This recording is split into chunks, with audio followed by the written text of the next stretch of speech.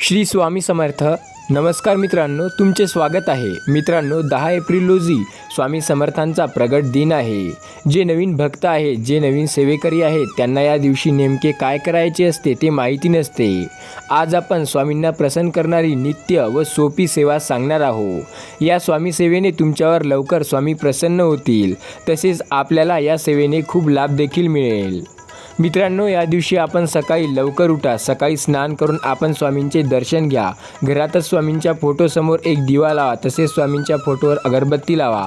तसेच काही फुले आपण अर्पण करावी. त्यानंतर तुम्ही जितक्या माळी शक्य असेल तितक्या माळी श्री स्वामी समर्थ या मंत्राचा जप करायचा आहे.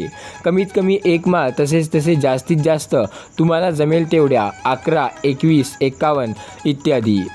स्वामींचे नामजप म्हणजे दिवसभर आपण काम करत असताना स्वामींचे नामजप करावा. त्यानंतर आपण संध्याकाळी देखील दिवा लावायच्या वेळी देखील आपण तितका जेवढा शक्य असेल तेवढा माळी जप करावा. तुमच्याकडून या दिवशी जास्त काही जमले नाही तरीही चालेल, परंतु या दिवशी स्वामी समर्थ नावाचा जप जास्तीत जास्त वेळा करावा. मित्रांनो, आपण स्वामींना आवडते पदार्थ कोणते असे देखील प्रश्न पडत असेल आणि या दिवशी आपण म्हणजे स्वामीच्या प्रकट दिनी आपण स्वामींना नैवेद्य कोणता द्यावा, तो कसा बनवायचा तो देखील माहिती असतो. पण तो आहे एक विशिष्ट पदार्थ, तो आवडता असतो. तसेच स्वामींचे काही आवडते पदार्थ देखील आहेत, जसे बेसनाचे लाडू, पुरणपोळी. हे 2 स्वामी पदार्थ अत्यंत प्रिय आहेत.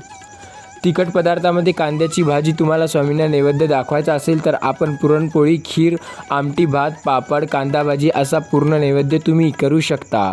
तसेच स्वामीच्या ताटात काय दिसले पाहिजे किंवा काय नाही दिसले पाहिजे तर ते आपल्या भक्तांचा प्रेमभाव बघतात. तुम्ही किती प्रेमाने तो जेवणाचा नैवेद्य देता हे महत्त्वाचे असते. मग तुम्ही दही भात किंवा दूध भात, अगदी कोणतंही शाकाहारी जेवण तुम्ही स्वामींसाठी बनवाल ते सुद्धा नैवेद्य म्हणूनच दाखवले तरी चालेल. शेवटी तुमची भावना महत्त्वाची असते, म्हणून तुम्हाला जमेल तसा नैवेद्य आपण दाखवू शकता. शक्य झाल्यास आपण बेसनाचे लाडू व कांदा भाजी आपण नैवेद्य म्हणून दाखवावा.